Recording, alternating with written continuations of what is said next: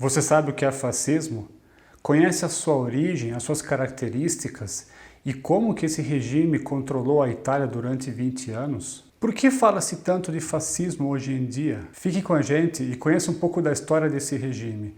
Saiba se o mesmo ainda está presente aqui na Itália e, de quebra, por meio das palavras de um dos maiores escritores italianos de todos os tempos, aprenda a reconhecer o movimento fascista.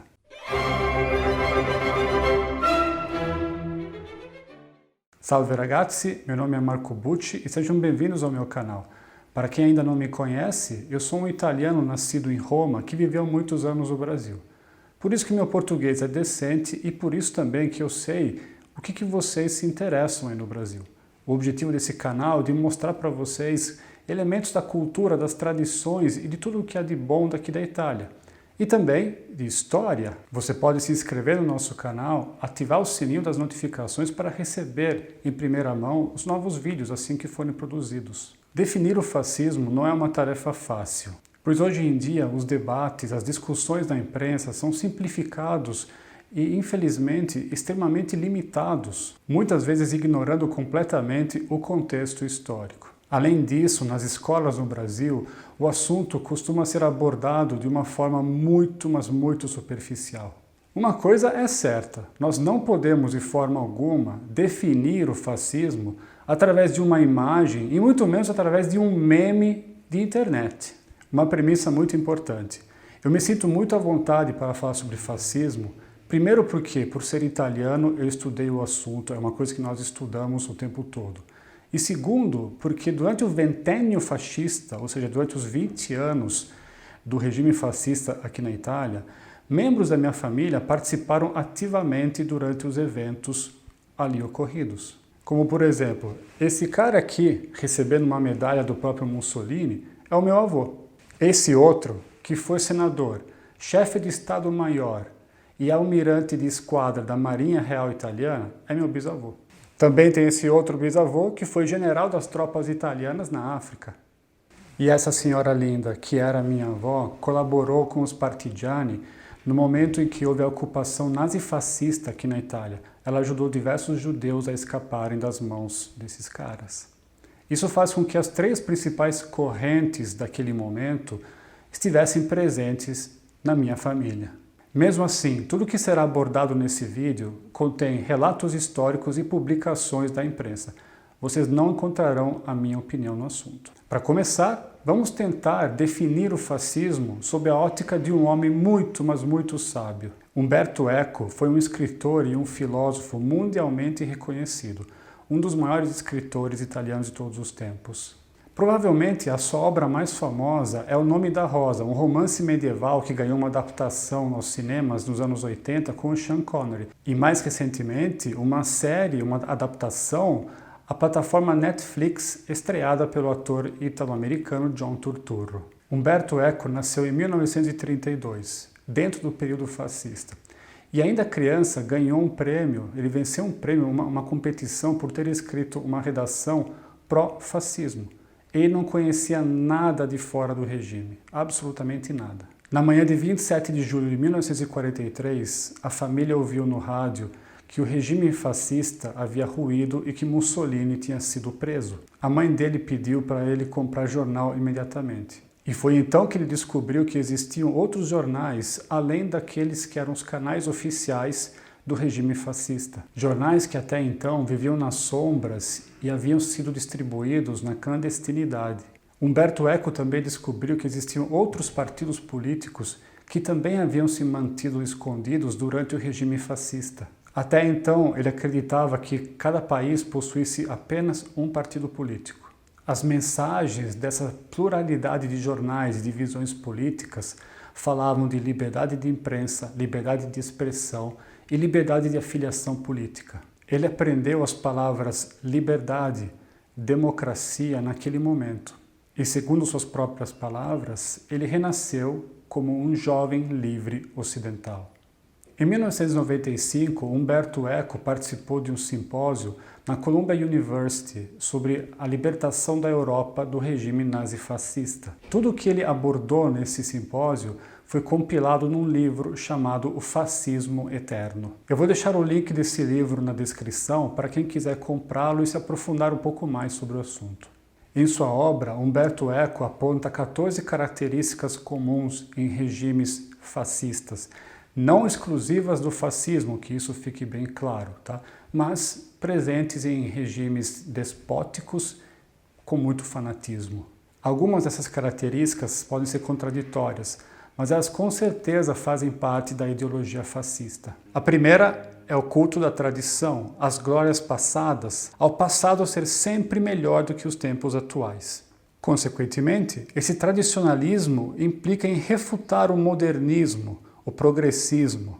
Terceiro ponto, a cultura é suspeita na medida em que ela é identificada com pensamentos críticos. Por isso, refuta-se ou queimam-se, sem ao menos ler, livros de pensadores. A não concordância é vista como traição, ou seja, é o nós versus eles. O pensamento binário e bipartidário de que ou você está com a gente ou você está contra a gente, não há meio termo para o fascismo. O fascismo cresce explorando o medo da diversidade. Isso faz com que o fascismo seja preconceituoso, racista em sua essência. O fascismo explora as frustrações individuais e sociais e as classes médias frustradas são, historicamente, os mais convencidos. A obsessão ao complô e conspirações é uma ferramenta típica do fascismo por fomentar o medo. Os inimigos perfeitos são os que apresentam ameaças internas e externas à sociedade fascista. Nesse caso, podemos citar os judeus, comunistas, estrangeiros, entre outros alvos nesse sentido. Oitavo ponto, os militantes fascistas devem se sentir humilhados pelos feitos, pelas posses, ou seja, pela ostentação do inimigo, entre aspas, a fim de manter o ódio contra esse.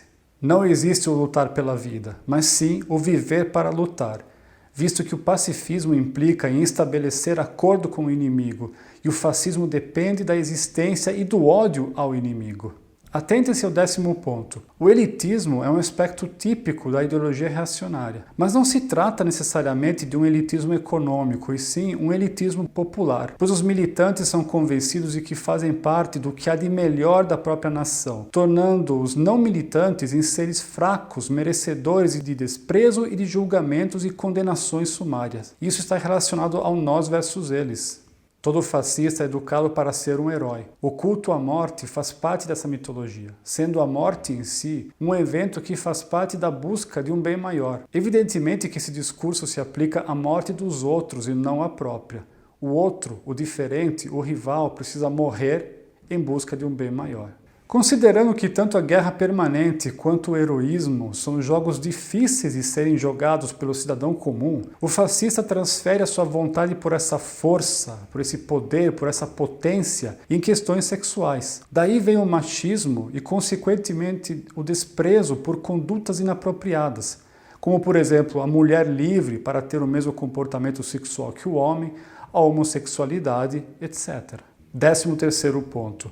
O fascismo baseia-se em populismo qualitativo. Atenção! Diferentemente do populismo quantitativo, quando há um consenso da esmagadora maioria da população, o populismo qualitativo tem no líder fascista o papel de assumir a voz do povo, sendo esse povo a sua elite popular militante. A única parcela da população digna de possuir qualidades e os demais, os fracos, dignos de desprezo. O líder pretende, no sentido de pretensão, de ser o intérprete dessa voz do povo, enquanto que o povo em si, o militante, possui apenas o papel de concordar com o discurso. O populismo qualitativo é invocado sempre que o líder fascista lança dúvidas sobre a legitimidade do parlamento e judiciário, por, abre aspas, não representar a vontade do povo, ou seja, o seu povo. Por último, mas não menos importante, o fascismo fala a neolíngua. E o que é isso? Todos os textos escolares fascistas e nazistas eram baseados em um léxico, ou seja, um vocabulário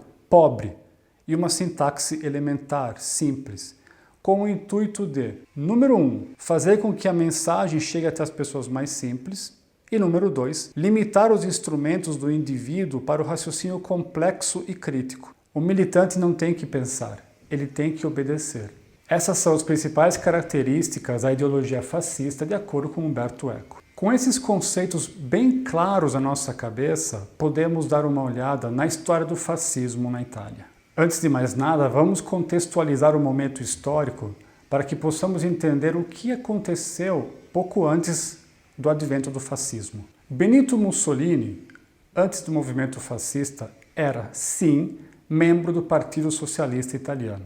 O Partido Socialista Italiano seguia a linha antibelicista da Socialista Internacional, que é um órgão internacional que une todos os partidos sociais-democratas do mundo. No dia 15 de novembro de 1914, Benito Mussolini fundou um jornal chamado Il Popolo d'Italia, com a ajuda de, atenção, industriais italianos interessados na entrada da Itália, do Reino da Itália, na Primeira Guerra Mundial. Interesses financeiros. Na época, havia um interesse oculto do Ministério dos Assuntos Exteriores, lembrando que a Itália era uma monarquia, em fazer com que a comunidade católica e os simpatizantes socialistas fossem convencidos de que entrar na Primeira Guerra Mundial seria bom negócio para a Itália. Usando esse novo jornal para atacar a ala antibelicista, ou seja, anti-guerra do Partido Socialista Italiano, Mussolini foi expulso do mesmo no dia 29 de janeiro de 1914. Posteriormente, descobriu-se que ele recebera dinheiro primeiro do governo francês e depois do governo inglês para influenciar a opinião pública a fim de fazer com que a Itália entrasse na Primeira Guerra Mundial ao lado dos aliados. Com o apoio de interesses privados e com um jornal próprio que viria a ser a voz do movimento fascista, o caminho estava muito bem pavimentado. Carismático e com uma excepcional capacidade comunicativa, Mussolini fundou o movimento Fasci Italiani di Combattimento em 1919 na cidade de Milano. O nome vem de Fasces Lictori, que eram armas usadas pela guarda que protegia os antigos reis de Roma. Eram bastões de madeira amarrados com uma tira de couro e representavam o poder legítimo. Já o machado simbolizava o direito de vida e de morte decidido pela alta magistratura romana. Esse movimento fundado por Mussolini era, em seu começo, um movimento muito eclético do ponto de vista ideológico. Apresentava-se como uma terceira via que tinha em seus membros sindicalistas, pessoas ligadas ao Partido Socialista Italiano, republicanos e anticlericais, ou seja, pessoas que não estavam a fim de obedecer à igreja. Naquele mesmo ano, o movimento se apresentou às eleições, mas não conseguiu eleger sequer um deputado. Nem mesmo Mussolini foi eleito. Pouco depois, Mussolini foi preso sob acusação de possuir armas de fogo e explosivos. Ele foi liberado por um amigo senador e aguardou julgamento em liberdade. Apenas um ano após a sua fundação, durante o Congresso de Milano de 1920, o movimento abandonou os ideais libertários, republicanos, anticlericais e orientou-se totalmente à direita, em defesa das classes dominantes, confirmando, inclusive, a disponibilidade ao uso de violência contra o Partido Socialista Italiano.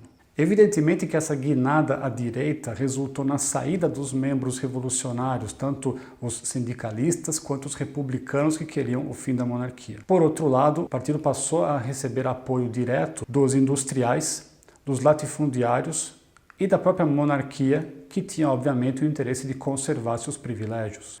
O movimento ganhou muitos adeptos, principalmente do squadrismo, que eram grupos paramilitares veteranos da Primeira Guerra Mundial, sem emprego ou perspectivas de trabalho. O objetivo desse grupo paramilitar, dentro do partido fascista, era o de intimidar e reprimir violentamente adversários políticos, principalmente os pertencentes à classe operária.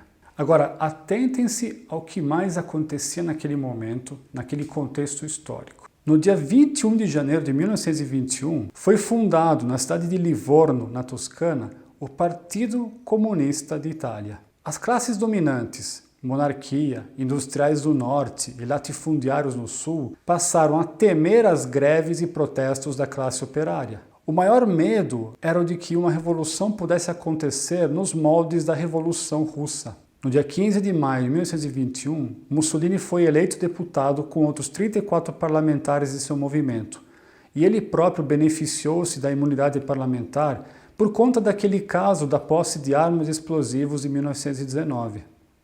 No mesmo ano, durante o Congresso de Roma realizado no dia 9 de novembro, O movimento de Mussolini contava com 250 mil inscritos e transformou-se oficialmente no Partito Nazionale Fascista.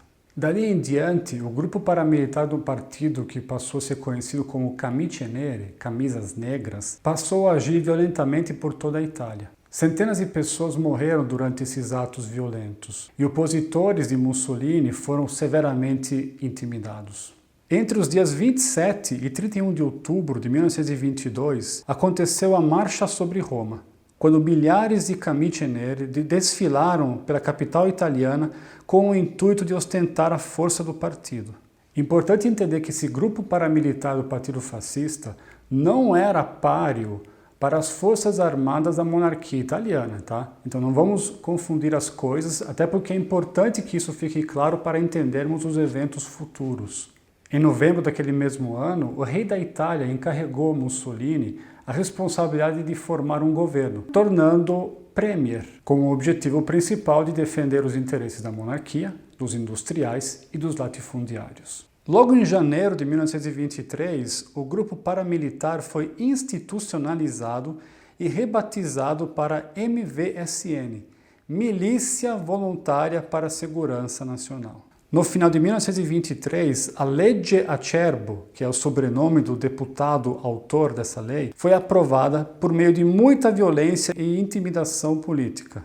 Essa lei garantia um prêmio de 2/3 das cadeiras do parlamento para o partido com o maior número de votos, desde que esse passasse o mínimo de 25% dos votos totais. É isso mesmo que você ouviu.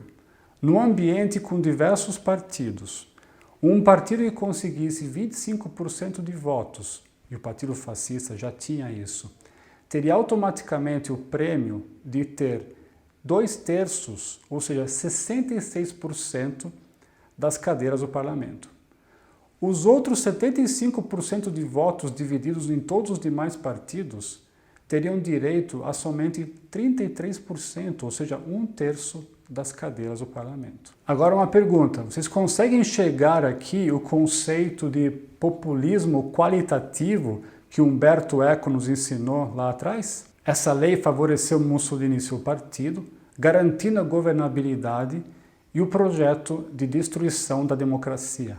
Em 10 de junho de 1924, o grupo paramilitar sequestra e assassina Giacomo Matteotti, que era um líder social-democrata no parlamento. O que parecia apenas um assassinato político era também uma forma de silenciar o deputado que descobrira um esquema de pagamento de propinas por parte da Sinclair Oil a Mussolini, seu irmão Arnaldo e membros do governo italiano, com a finalidade de garantir o direito de explorar jazidas de petróleo em algumas regiões italianas. Nesse momento, o Estado ainda não estava totalmente aparelhado. Então, a repercussão negativa desse evento foi tão forte, mas tão forte, que Mussolini precisou desfazer o acordo com a Sinclair Oil. Entre 1925 e 1926, Mussolini sofreu 4 atentados. Apesar de todos falharem, os atentados mostraram que o fascismo estava longe de ser uma unanimidade na população italiana. Mussolini soube tirar proveito da situação e aproveitou o momento para aprovar as leis excepcionais do fascismo, que transformaram o ordenamento jurídico do Reino da Itália no regime fascista. Essas leis determinavam: o Partido Nazionale Fascista passou a ser o único partido admitido. Todos os demais partidos, associações e organizações foram dissolvidos e considerados ilegais. O nome do cargo de Premier foi substituído pelo Capo del Governo, Primo-Ministro, Secretário de Estado, e esse não respondia mais ao parlamento, mas sim somente ao rei da Itália. O parlamento passou a ter uma função reduzida à reflexão e ratificação de atos emanados pelo Poder Executivo. O Grande Conselho do Fascismo, presidido por Mussolini, era o órgão supremo do regime e do Estado. Todas as associações de cidadãos deveriam passar pelo controle da polícia. Os únicos sindicatos permitidos eram os de afiliação fascista, sendo proibida qualquer tipo de greve. Administrações de cidades e províncias passaram a ser atribuídas através de nomeação, eliminando as eleições locais. Toda a imprensa passava a ser controlada e censurada se publicasse conteúdo antinacionalista ou antigovernamental. Autorizou-se o confinamento policial, ou seja, a prisão de antifascistas. A criação do Tribunal Especial pela Defesa do Estado, formado por membros da milícia e militares, cuja competência era de lidar com ameaças ao Estado, inclusive com o poder de sentenciar pessoas à morte. Também houve a criação da OVRA, Opera Vigilanza Repressione Antifascismo, ou seja, a polícia secreta do regime fascista. Todo professor passou a ser obrigado a se filiar ao partido fascista. Foi criado o Ministério de Cultura Popolare. Criou-se também um único livro de escola fascista para implementar a sua ideologia. A Câmara dos Deputados foi suprimida e substituída pela Câmara dei Fasci e delle Corporazioni, ou seja, a Câmara dos Fascistas e das Corporações. Com esse nível de aparelhamento, a democracia deu lugar à ditadura. Eu quero abrir um parêntese para falar de um meme que circula nas mídias sociais aí no Brasil, de Mussolini, onde tem uma citação do discurso dele de 1925, ou seja, do período em que as leis excepcionais foram implementadas e o regime foi instaurado através do aparelhamento pleno do Estado. A primeira vez que eu vi esse meme foi num grupo de WhatsApp de amigos, cheio de bobagem, cheio de coisas que estão longe de ser sérias. Porém, como eu recebi esse meme de outras fontes, inúmeras outras vezes, eu comecei a ficar preocupado. E foi aí que a minha ficha caiu, no sentido de que as pessoas brincam ou manipulam informações pelo simples fato de que o conhecimento do assunto é muito limitado aí no Brasil. Como eu disse antes, o sistema educacional brasileiro não trata o assunto do fascismo com o devido interesse, com a devida importância, na verdade. Ele é tratado extremamente, de uma forma muito superficial. E essa é a minha preocupação, em deixar as coisas claríssimas, deixar os fatos históricos claríssimos. O meme era o dessa imagem, com Mussolini e sua citação ao discurso de 1925, onde ele dizia: tudo no Estado, nada contra o Estado e nada fora do Estado. Juntamente com essa imagem, a imagem de um político brasileiro de esquerda dizendo palavras parecidas. Com a montagem, há um texto que induz o leitor incauto, ou que desconhece a história do fascismo, a entender que se você quer a presença do Estado, você é de esquerda e, consequentemente, você é fascista. Pois bem, eu comecei esse vídeo dizendo que nós não podemos, de forma alguma, definir o fascismo por meio de uma imagem, e muito menos por meio de um meme de internet, certo? Ao conhecer a história, você terá as ferramentas necessárias para contestar esse tipo de coisa e colocar tudo no seu devido lugar. Se você chegou até aqui, você já deve ter entendido que nós não podemos considerar o fascismo como um movimento de esquerda por diversos motivos. Entre eles, o Partido Fascista foi fundado justamente para defender os interesses das classes dominantes, inclusive com violência contra a classe trabalhadora e os socialistas. O poder foi concedido pela monarquia a Mussolini. Monarquias são conservadoras no mundo todo, porque querem conservar seus privilégios. Me parece um tanto improvável uma monarquia promover a perda dos próprios privilégios, não é? A definição da palavra Estado nesse discurso de 1925 é a do Estado como uma unidade política sob os olhos de seu líder. Por isso, todos os demais partidos foram considerados ilegais. Novamente, estamos falando do populismo qualitativo e do elitismo popular descritos por Umberto Eco. Não se trata, portanto, do Estado como uma unidade econômica. Falamos da criação da Câmara dos Fascistas e das corporações. Os industriais do Norte eram independentes e, além de financiar Mussolini desde o começo, participavam da tomada de decisões. Então, associar o fascismo à esquerda demonstra um total desconhecimento de história e do próprio conceito do fascismo em si. Agora, se após tudo isso que foi explicado até esse momento, você acreditar que estou defendendo a esquerda por ideologia, você tem duas opções. A primeira, dar um dislike e desligar o vídeo. A segunda, dar uma chance a si próprio, voltar o vídeo para ver o que você pescou e o que você perdeu. Caso contrário, eu parto do pressuposto que você entende que a esquerda precisa sim ser julgada e criticada pelos próprios erros e não pelos erros dos outros. Novamente, não estudem através de memes da internet. O cérebro humano é capaz de entender coisas muito, mas muito mais complexas. Retornando às mudanças feitas por Mussolini, não podemos esquecer também a assinatura dos Patti Lateranensi, ou seja, o Tratado de Latrão, que restabeleceu as relações entre a Santa Sé e o Reino da Itália. Essas relações haviam sido interrompidas em 1870 com a tomada de Roma e dos seus territórios durante a Guerra de Unificação Italiana. Esse tratado estabeleceu a soberania da Santa Sé no Estado do Vaticano, por meio da regulamentação da posição da religião católica no Estado e uma convenção financeira acerca das reivindicações da Santa Sé por conta das perdas territoriais durante a unificação italiana. Dessa forma, Mussolini ganhou o apoio da Igreja ao próprio regime.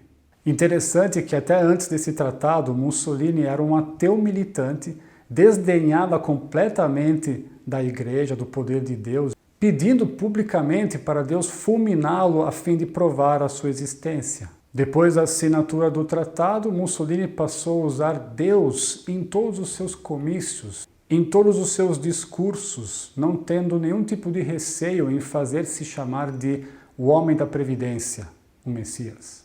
Considerando a guerra travada, com o uso de armas químicas proibidas pelos tratados da época em solo africano, na assim chamada África Oriental Italiana, para a criação de um Império Italiano, a criação dos estúdios de cinema de Cinecittà e uma forte propaganda que valorizou os sucessos esportivos da época, como as Copas de 34 e 38, o consenso de Mussolini cresceu.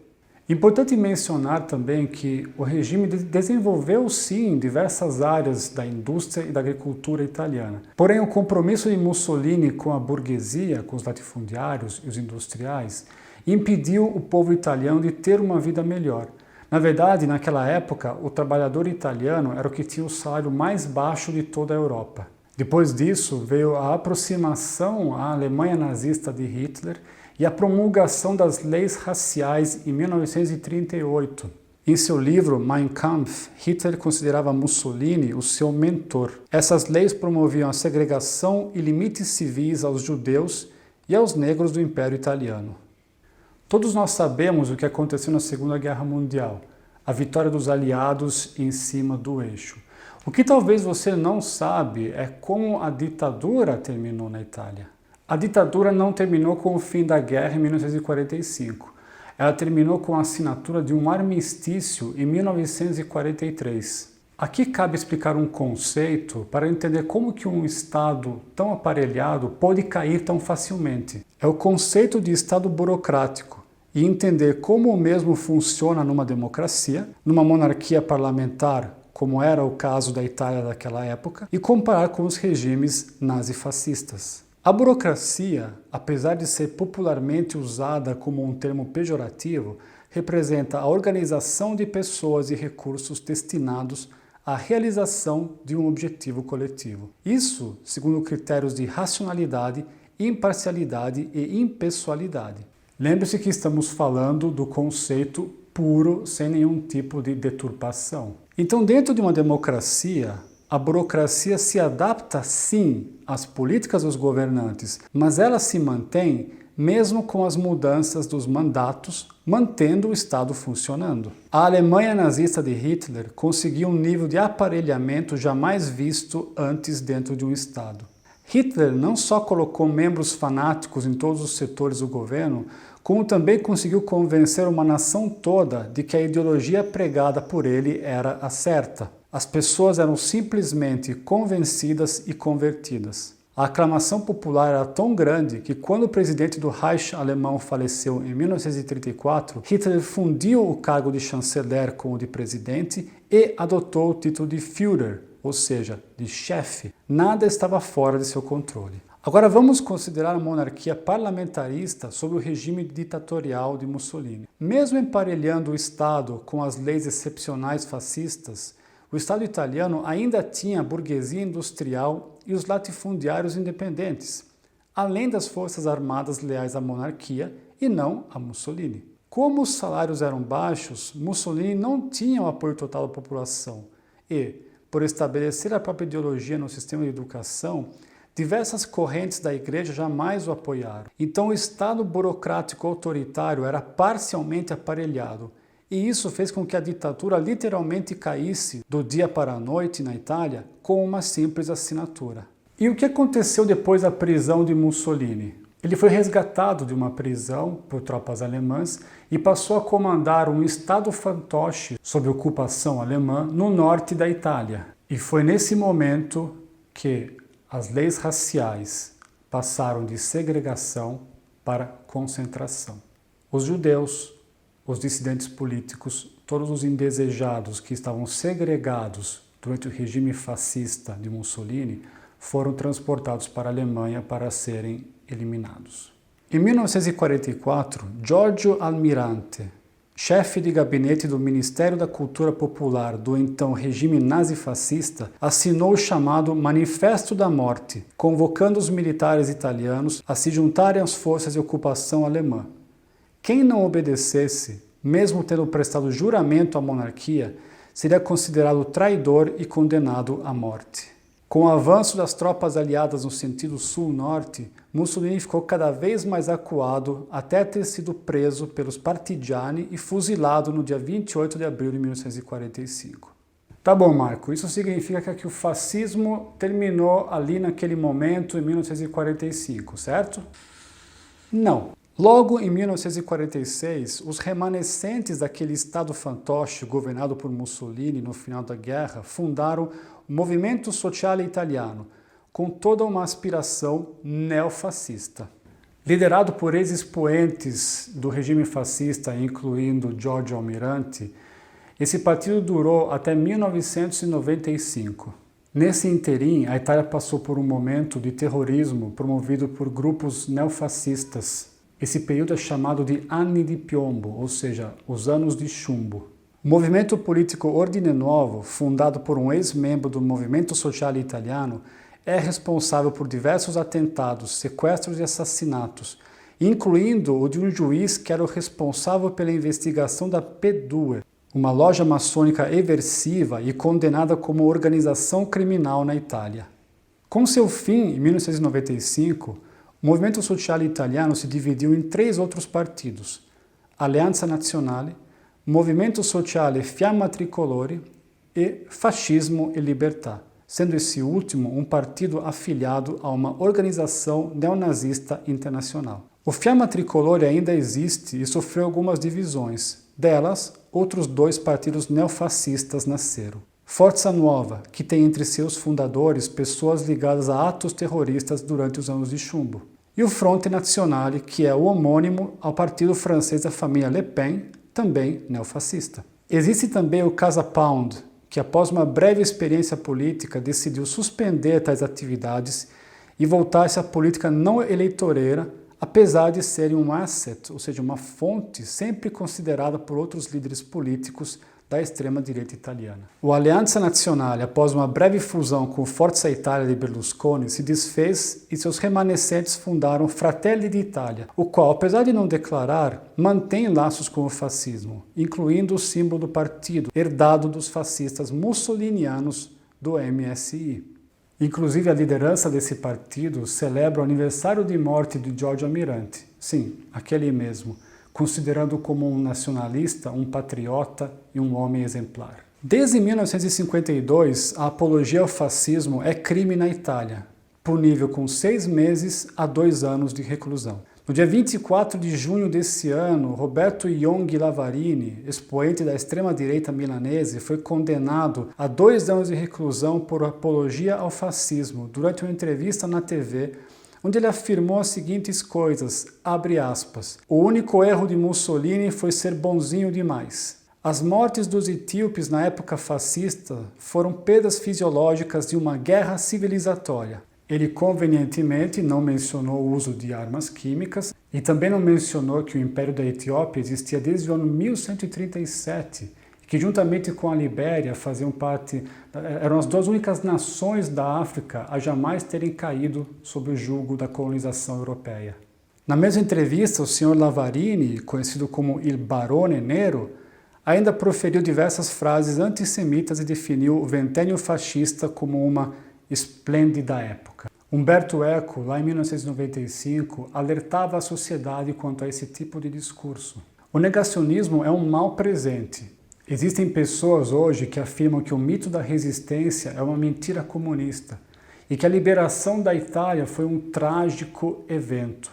Meus queridos, a história existe para nos lembrarmos as coisas e ela deve ser preservada. E perdoar não é esquecer. Bom, terminamos esse longo vídeo por aqui. Espero que ele ajude você a entenderem melhor o que é o fascismo. Se você gostou, deixe o seu like. E se você tiver alguma dúvida, deixe a sua pergunta aqui embaixo que eu terei o maior prazer em respondê-la.